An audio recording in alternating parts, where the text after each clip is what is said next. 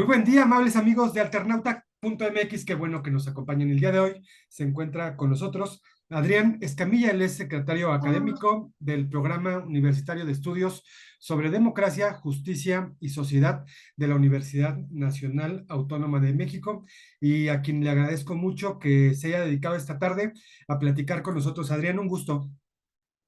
Hola, ¿cómo estás, estimado Julio? Muchísimas gracias por la invitación y un honor estar aquí en tu programa. Saludos a todas las personas que nos miran.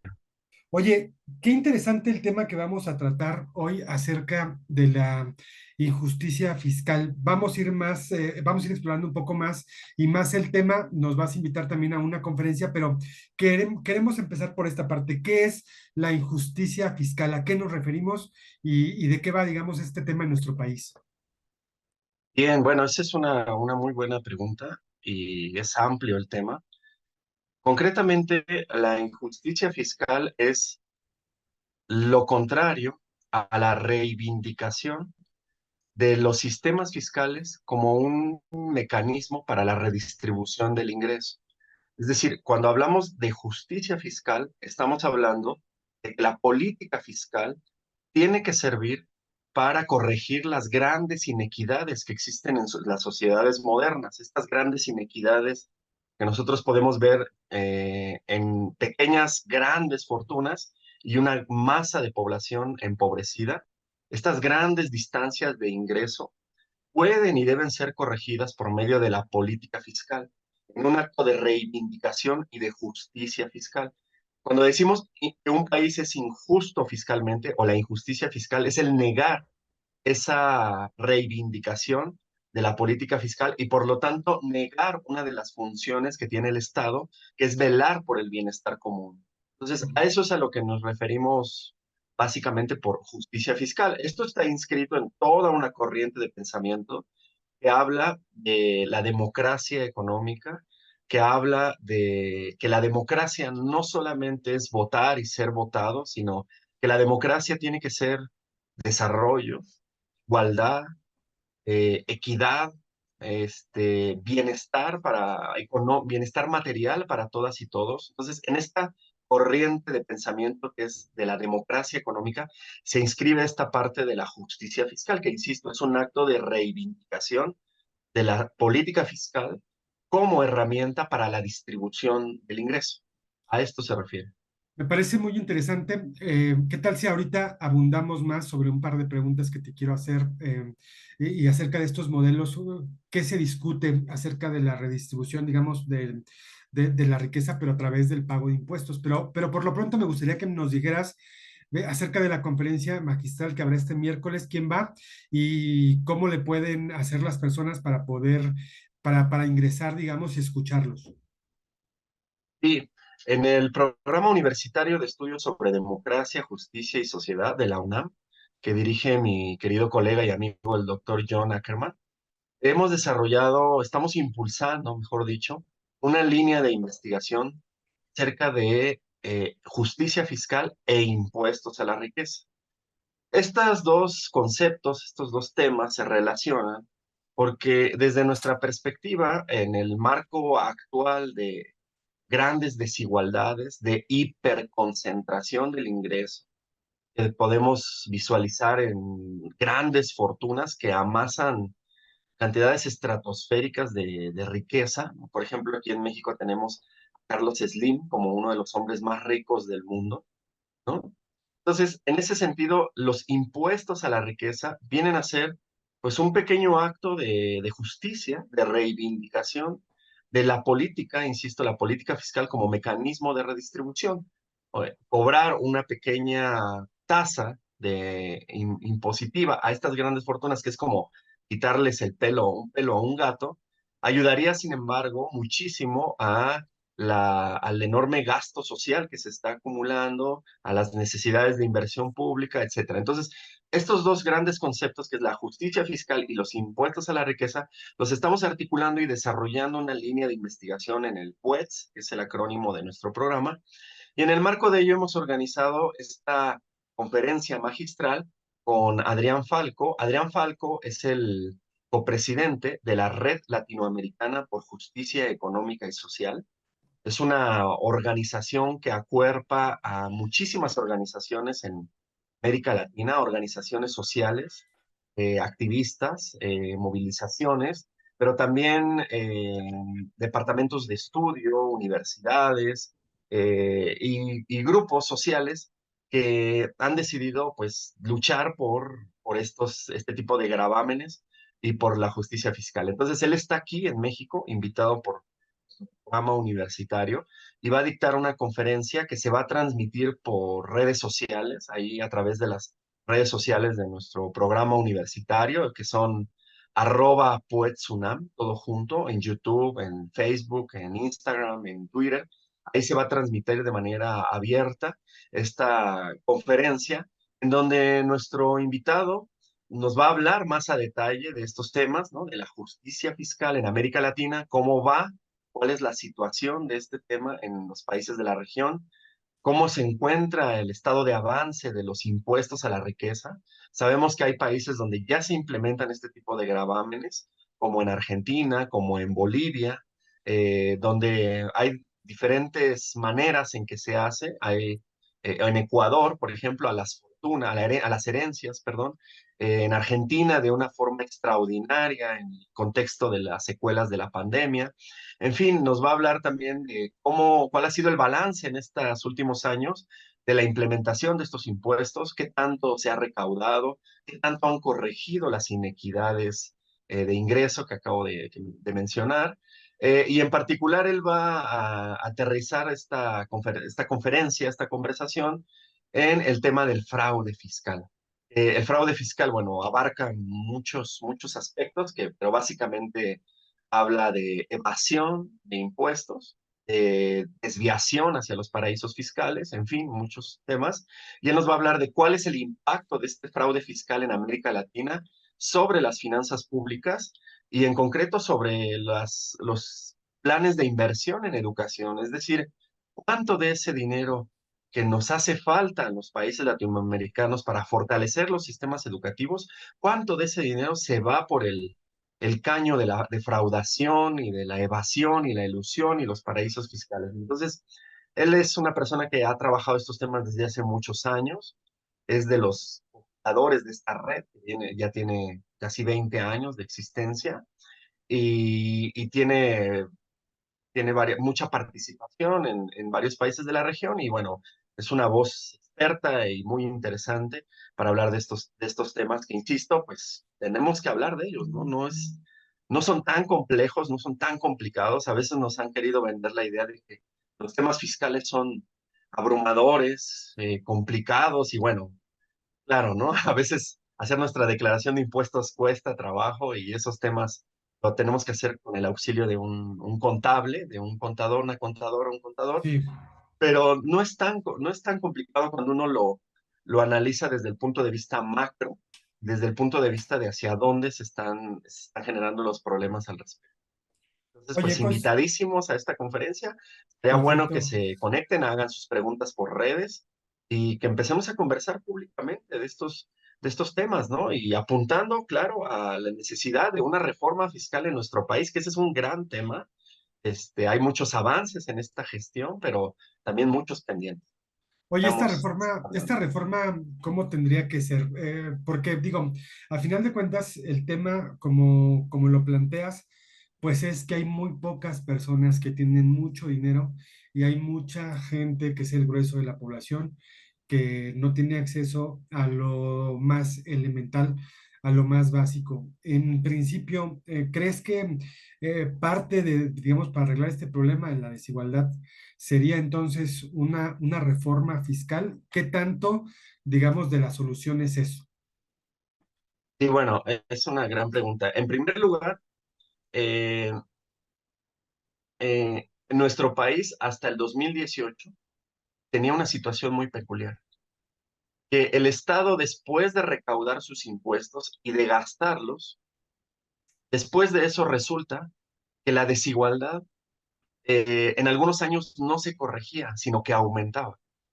La desigualdad medida por el coeficiente de Gini, por ejemplo, que es una herramienta que usamos los economistas, los sociólogos, etcétera, para ver qué tanto de la riqueza que genera un país se concentra en cada estrato social, empezando por los más ricos, por las clases medias, por las clases bajas y los más empobrecidos. Entonces, ese coeficiente de Gini que mide la concentración del ingreso, resulta que aumentaba incluso después de cobrar impuestos y gastar los mismos en gasto social. Pues en muchos años de nuestro país, desde 1980 a la fecha, se observa ese comportamiento. Y entonces ahí la política fiscal no hacía, ejercía todo lo contrario, agravaba la desigualdad. Paulatinamente, después de la reforma fiscal de 2014, se fue corrigiendo esto, pero la desigualdad no cambiaba drásticamente después de cobrar impuestos y gastar impuestos. ¿Esto qué nos quiere decir? Pues que la forma en cómo se recauda, se gasta en nuestro país, por lo menos hasta 2018, terminaba beneficiando a las personas de mejores ingresos. ¿Cómo, cómo se explica esto? Bueno, en primer lugar, porque lo que se les cobraba a estas personas de mejores ingresos no era acorde en proporción a su nivel de ingresos. Porque hay un sistema que te permite, un sistema de deducciones, un sistema de no declaraciones. Las personas más potentadas, con mayor poder económico, se ha mostrado por los diversos estudios que han hecho colegas periodistas de los paraísos fiscales, tienen la posibilidad de desviar gran parte de sus fortunas a estos entramados, donde no hay registro fiscal alguno, y también porque resulta que gran parte a veces del gasto que se hace termina beneficiando a las clases medias o a las élites. Uno de ellos es, de manera directa, puede ser, por ejemplo, la gasolina, donde las personas más empobrecidas que no tienen un auto, pues no se ven beneficiadas por todos estos subsidios a la gasolina de manera directa. Probablemente de manera indirecta hay un impacto sobre los precios que resulta beneficioso, pero de manera directa es un subsidio a las personas que tenemos autos, personas que tienen muchos autos. Entonces, este es un pequeño ejemplo de cómo a veces la forma en cómo está diseñada la política fiscal termina beneficiando a los que ya de por sí están beneficiados por un ingreso más alto y más estable. Entonces, ¿qué tipo de reforma fiscal necesitamos? Bueno, una que sea equitativa, que sea progresiva, es decir, que en verdad grave más a las personas que más tienen, que sea progresiva en el sentido de que la mayor aportación a la recaudación en su conjunto sea no solo por las personas físicas que más ingresan, sino también por los sectores económicos que más ganan. En nuestro país y en muchos países de América Latina, el grueso de la tributación recae en las personas físicas, en personas como tú, como yo, como nuestros escuchas. Es la clase trabajadora, la base de trabajadores de este país, la que tiene una mayor participación en el total de la recaudación fiscal.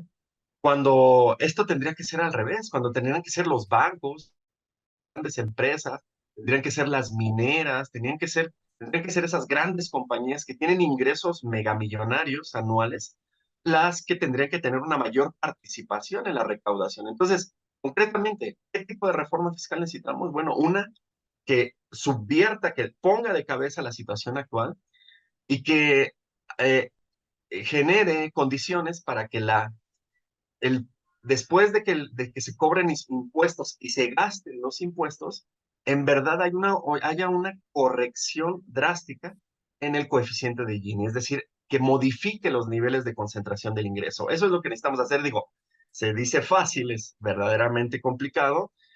Además tiene una cuestión política ahí de fondo Sí. dificilísima, pero pues ya estamos en las últimas, en la hora de la historia nos ha llegado, siglo XXI llegó con un cambio climático que está acelerándose más de lo que esperaban los especialistas, procesos migratorios masivos están poniendo en predicamento a muchos países, la inteligencia artificial viene con todo a generar sustituciones laborales, a generar nuevos entornos laborales. Es decir, el siglo XXI viene con una serie de retos muy, muy grandes y se hace necesario un Estado con una solvencia financiera importante para afrontar todos los desgastes sociales que va a provocar están provocando todos estos cambios. El tema del envejecimiento poblacional ya no Ujú, solamente es un tema de Europa. En México, el bono poblacional de su juventud está empezando ya a mostrar un nuevo comportamiento. Ya no somos esa pirámide, ¿no? Donde la base juvenil sostenía a una población adulta minoritaria envejeciente. ujú. Esto ya es un cilindro. En unos años las presiones fiscales para el sistema de jubilaciones y pensiones van a ser insostenibles. Entonces, creo que es necesario estar pensando en soluciones sí radicales, sí fuertes, pero porque los retos que se nos vienen encima son de ese tamaño, ¿no? Termino con esto, esta parte. Todos aquí sabemos, ¿no? Los problemas que está atravesando el sistema Cutzamala en México. Se ha reducido la cantidad de agua por estos meses que va a recibir la Ciudad de México del sistema Cutzamala. Y es debido a un fenómeno climático, ¿no? De la falta de lluvias, pero también debido a una falta de inversión y se necesita ampliar ese sistema para poder darle abasto a la necesidad de agua potable en la Ciudad de México. Pero ¿de dónde va a salir el dinero para eso? Son cantidades verdaderamente Monstruosas. descomunales de inversión? Sí, El claro. metro, el sistema de transporte colectivo, un metro que es tan eficiente en la ciudad, requiere urgentemente modernización, actualización, más allá de los esfuerzos que se están haciendo. Pero ¿de dónde va a salir ese dinero? Entonces, es importantísimo que empecemos a pensar en términos muy sencillos de ingresos y gastos, como manejamos una economía familiar, y nos pongamos a pedir información y a ver la situación actual donde efectivamente hay unos déficits financieros terribles que urge corregir.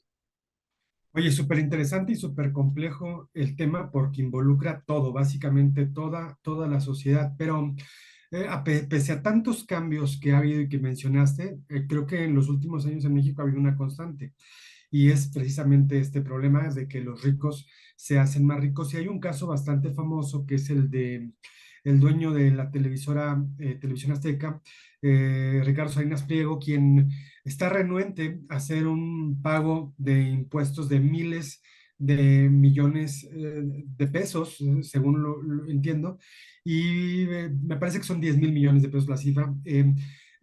Y bueno, él dice que no tiene que dar, que no tiene que pagar tal cosa y el presidente de la nación dice que tiene que pagar.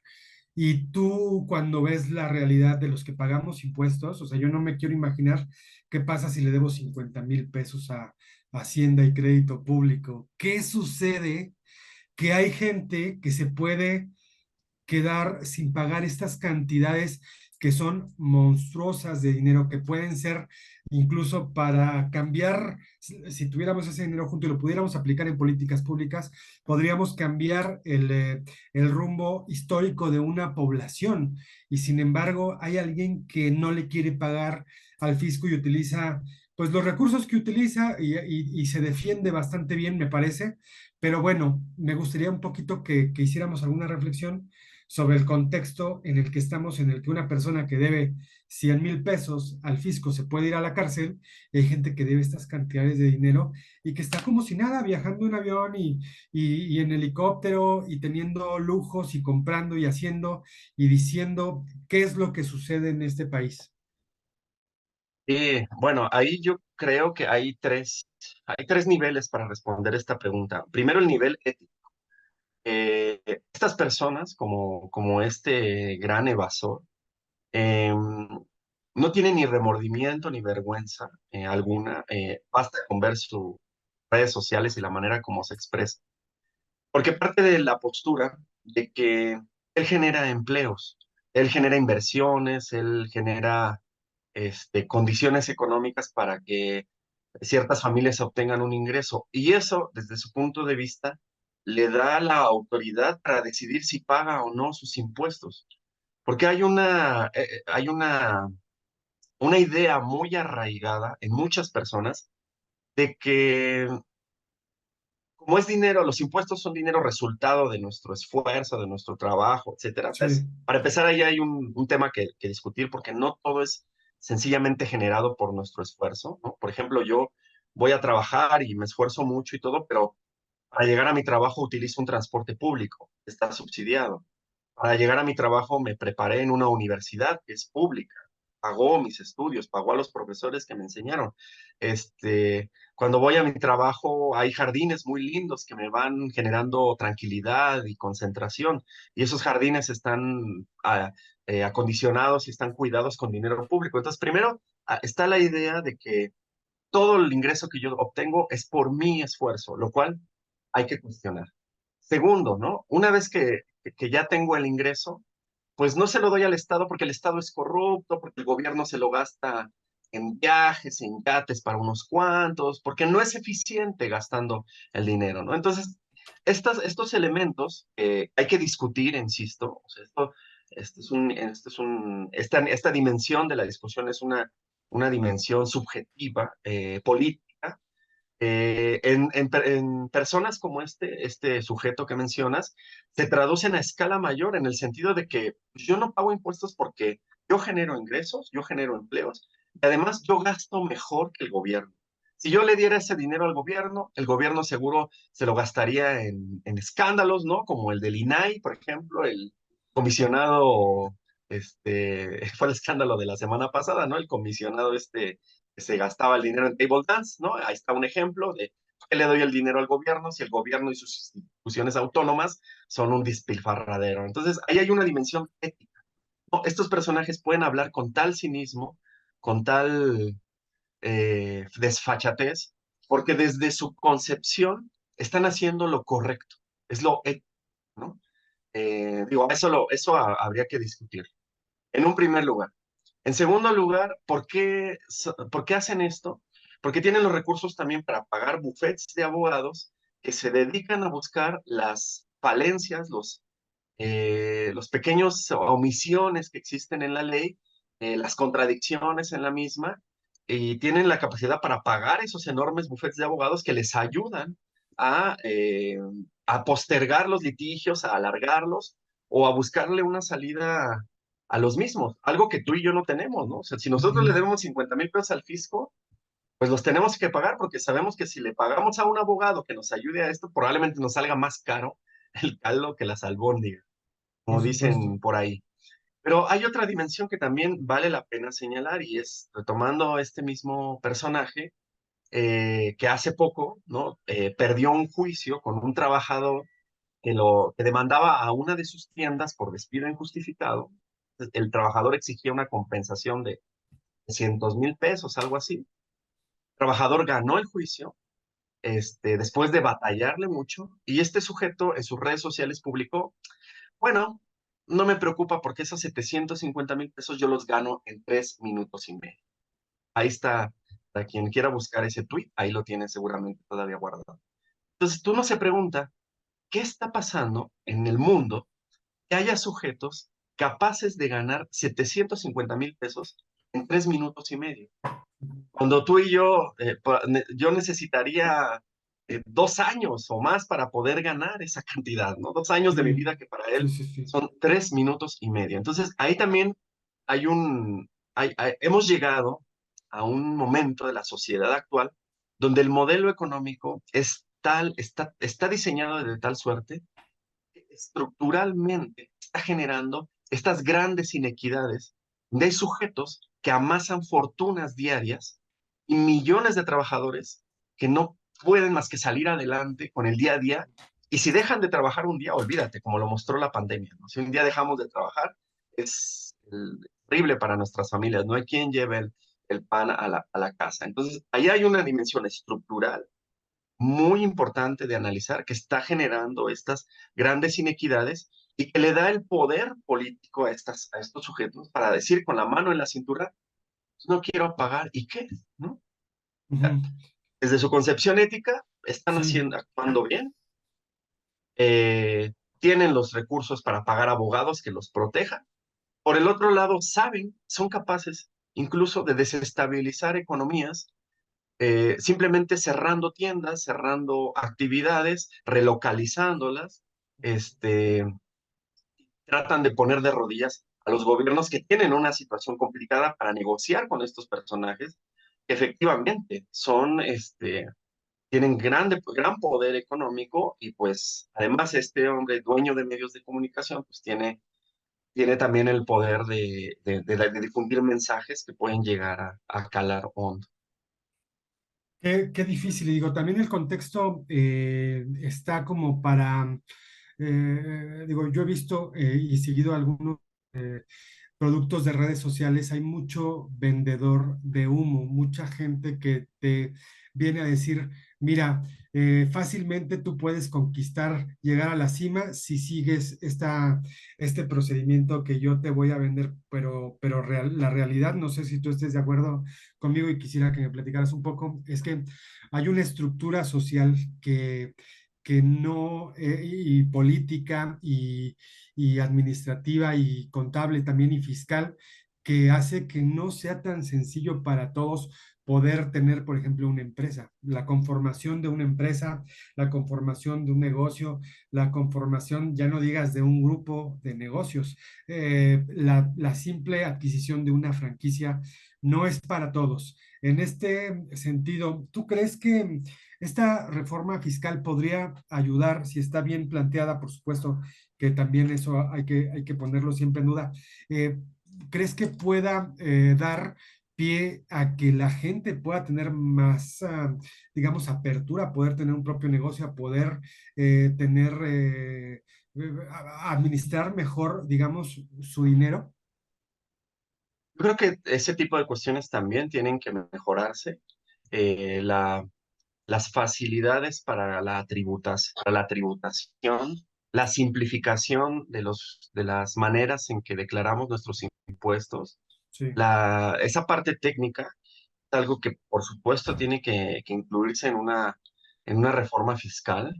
Eh, Ahora, aquí también hay que señalar que digamos, esta necesidad que tienen las personas que por emprender, por tener negocios propios, es algo muy relacionado con la escasa generación de empleos formales y bien remunerados, lo que lleva a una gran cantidad de personas a buscar en la informalidad o en el emprendedurismo oportunidades de crecimiento. Hablamos que en México el sector informal es uno de los más altos de América Latina. Si no me falla la memoria, pero anda como en el 50% de los empleos generados están en la informalidad. Bueno, si bien esto es muy respetable y es muy importante de atender, o sea, un sistema fiscal tendría que ser ágil y fácil para todas estas personas. Ojo, no me parece que sea el centro de la tributación, porque ha habido en las propuestas de reforma neoliberal, ha habido la intentona por ponerles más impuestos a los trabajadores informales, por cobrar IVA a medicinas y alimentos, claro, porque viene a hacer esto menos costoso políticamente hablando que ujú, ponerle impuestos a Salinas Pliego, por ejemplo. ujú. Pero bueno, hay que tener cuidado con eso.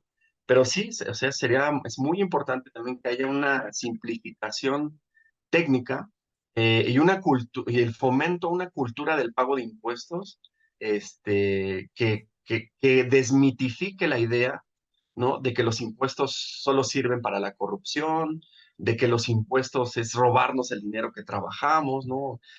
Una reforma fiscal que facilite el pago de los mismos, que transparente el uso de estos, que muestre la importancia de que todos paguemos impuestos para un bienestar colectivo. Y creo que en ese sentido este gobierno ha dado pasos interesantes.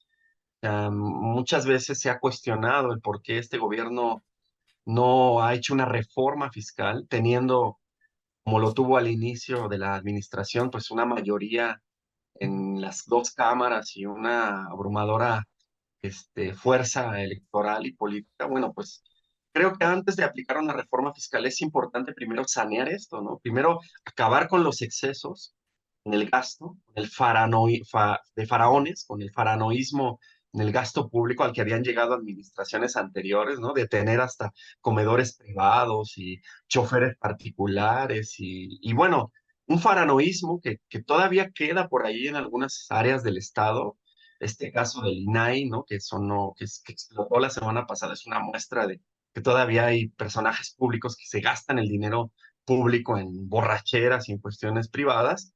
Todavía hay algo de eso, pero este gobierno ha emprendido una batalla muy fuerte para acabar con todo ello. La reducción que hizo el gasto corriente, o sea, eficientando el gasto en las secretarías, recortando dobles puestos, es decir, algo que fue muy doloroso para las personas que trabajaban en la administración pública, que vieron, o sea, se salieron muchos empleos de la administración pública, pero también era necesario para mostrar al pueblo de México que los impuestos se pueden gastar bien, que no necesariamente impuestos es sinónimo de corrupción, que no necesariamente gobierno y administración pública es sinónimo de despilfarro, ¿no? Que también puede haber gobiernos que con austeridad y con lo mínimo trabajen lo máximo. Y a partir de aquí, entonces sí es posible hablar de una reforma fiscal. Entonces se necesita de todos estos esfuerzos, de una nueva narrativa que nos muestre, insisto, la importancia de que todos paguemos impuestos. Y ahora, sobre esto también me permito agregar, eh, hay un aspecto al que hay que ponerle mucha atención. En México hay una sobreestimación de la riqueza y una subestimación de la pobreza. Mm. En el 2020 hay una encuesta que yo les recomiendo muchísimo, que la encabeza Raimundo Campos, un investigador del Colmex. Es una encuesta que se publicó en francés, no sé, no le he preguntado a Raimundo por qué, pero es una encuesta que se llama Percepciones de Inequidad y Movilidad Social en México.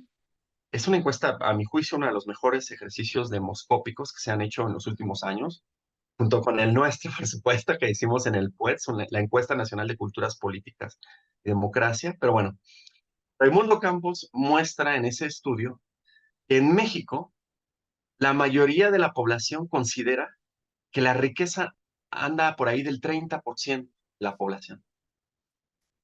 30% de la población es rica, según la mayoría de los entrevistados, de los encuestados en este ejercicio. Pero es mucho menos, ¿no? Claro, el INEGI nos muestra que es menos del 1% de la población y dentro de ese 1% de la población hay unas diferencias abismales, es decir, el 0.001% de la población, es decir, algo así como 40,000 familias, esas son estimaciones del Credit Suisse de 2021, cerca de 40,000 familias en México poseen fortunas superiores a los 40 millones de pesos. Es decir, la verdadera riqueza en este país está hiperconcentrada. Sin embargo, el estudio de Campos lo que muestra es que la gente cree que es más la proporción de la población rica. Ahora, eso se llama una sobreestimación de la riqueza.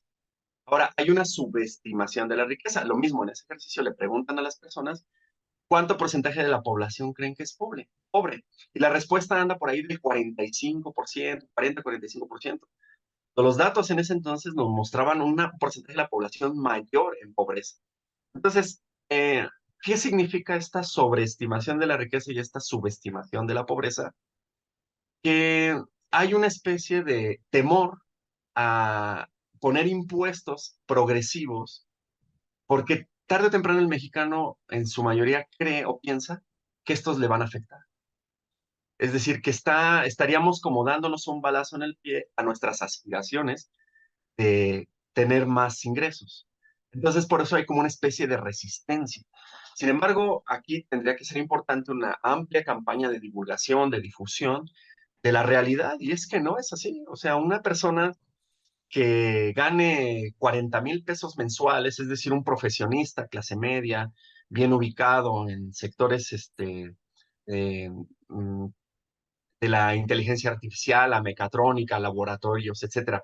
Sectores donde se demanda fuerza de trabajo altamente capacitada, ¿no? Cuyos salarios están en promedio en 40,000, 50,000 pesos mensuales, no es rico. Eso no te convierte en rico ni te convierte en una persona a la cual los impuestos a la riqueza terminen afectando, ¿no? El tener una cuenta en el banco de 200,000, 300,000 pesos, producto de toda una vida de ahorro y de esfuerzo, o de la venta del terrenito que te heredó la mamá, etcétera, no te hace una persona rica. Simplemente te hace una persona que puedes resistir un poco de más tiempo los vaivenes del mercado laboral, pero no mucho, no mucho tiempo. Entonces, como sentarnos a hablar de esta realidad y además de que no son muchas las personas que están en esta condición, o sea, estamos hablando del segundo decil de la población que tiene un poquito de más ingresos, que no son muchos. Es importante para dejar de tenerle miedo a los impuestos progresivos, dejar de tenerle miedo a una nueva concepción de la fiscalidad, porque los problemas que tenemos son mayúsculos. Bueno, el huracán Otis apenas hace poco nos acaba de mostrar efectivamente los efectos devastadores del cambio climático. Ya es un secreto a voces que esto es resultado del cambio climático, la forma en cómo se comportó el huracán.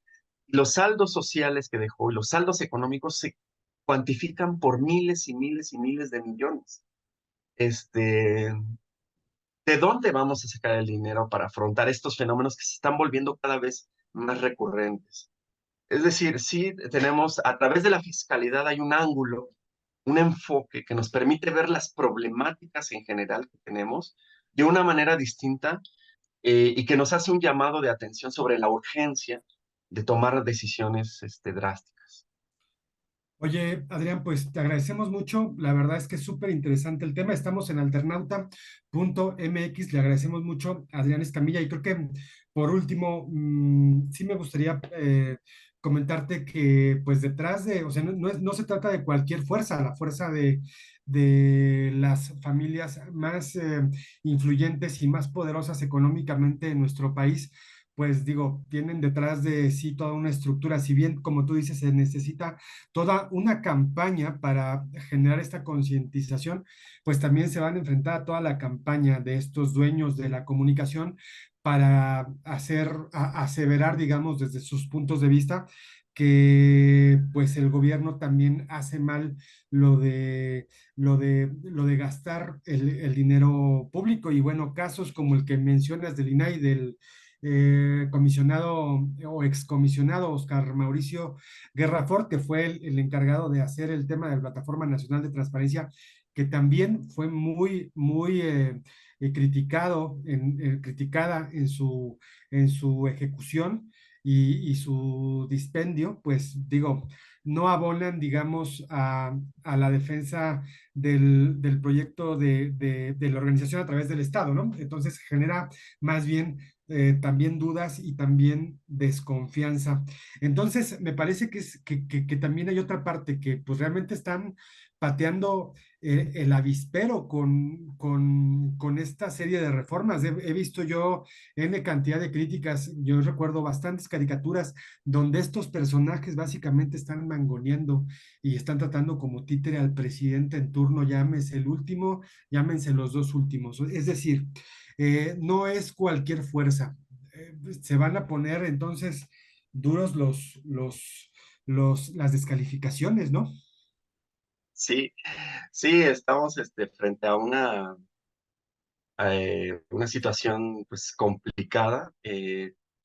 La forma en cómo opera el poder mediático corporativo es brutal. En el 2019 y en el 2020, la fracción parlamentaria de Morena, encabezada por José Ramírez Cuellar, propuso Ujú. un impuesto extraordinario, Claro, temporal, a sí, las sí. grandes fortunas para mitigar los efectos de la pandemia, y señaló una serie de problemáticas, y en un acto de responsabilidad para decir, lo necesitamos, no es fácil, porque necesitamos cambios y así, ya. Y la reacción del poder mediático corporativo fue brutal. Nosotros estamos haciendo un estudio, se va a publicar pronto, sobre cómo fue esa reacción de los medios alrededor de esta propuesta, y fue una acción con toda la fuerza que tienen ellos, las columnas de opinión, la agenda setting, es decir, el cómo hacerle vacíos a la información sustancial y exagerar la información que puede ser susceptible de amarillismo. Ujú. Todas las columnas de opinión y espacios noticiosos en contra de esta medida, sin entenderla, sin explicarla, sin problematizarla, simple y sencillamente exagerándola y tratando de generar miedo. En ese momento se planteó la necesidad de que el INEGI tuviera más información sobre la riqueza, porque es verdad, estamos muy acostumbrados a estudiar la pobreza. Pobreza sabemos incluso hasta el nombre y el apellido de la persona que recibe un beneficio social, la cual se le audita, pero de la riqueza no sabemos casi nada. está en completa opacidad. Entonces, él y muchos otros, ¿no? Han hablado, es necesario cambiar el chip y pasar de la pobretología a la ricotología, donde también tenemos que estudiar la riqueza. Pero ¿cuál fue la reacción de los medios? Fue decirle, asustar a la gente y decirle, ojo, que estos comunistas quieren meterse a tu casa para saber cuántos cuadros tienes, cuántos autos, dónde estás escondiendo tu fortuna. Y fue brutal la ofensiva. Estamos conscientes que nos enfrentamos a ello, pero también creemos que es un tiempo en el que la población mexicana está más preparada. Tenemos un espacio contigo, por ejemplo, los medios alternativos, contrahegemónicos, que hacen una batalla muy importante y que nosotros los reconocemos muchísimo. El mismo presidente de la República los ha reconocido porque han estado aquí al pie del cañón mostrando estos otros ángulos, estas otras ideas, estas otras perspectivas. Y también el pueblo de México yo sí considero que es un pueblo con una cultura política de democrática, de revolucionaria. Hoy lo vimos, ¿no? En el desfile militar, o sea, gente gritándole vivas a Zapata, vivas a Villa, que son justicieros sociales en este país. Entonces, lo que sí hace falta, pues, es más, difundir más esta información en los medios hegemónicos, y por parte nuestra, por parte de los académicos, los activistas, entonces, ir desarrollando una pedagogía y una serie de instrumentos de educación y una narrativa eh, que ayude a la ciudadanía y que retroalimente lo que ella vive y siente. Necesitamos también avanzar en un nuevo paradigma de ciencia ciudadana, que es lo que estamos tratando de hacer aquí en el PUETS, y te agradecemos muchísimo, ¿no? Porque tú nos has dado este espacio para expresar aquí nuestras ideas. Agradecemos mucho. Él es Adrián Escamilla, es secretario académico del Programa Universitario de Estudios sobre Democracia, Justicia y Sociedad. Y bueno, aquí este es tu casa y gracias por la lectura que nos diste de los tiempos. Te agradecemos mucho y por favor te esperamos después para seguir con esta charla que ha sido bastante fructífera. Muchas gracias, Adrián.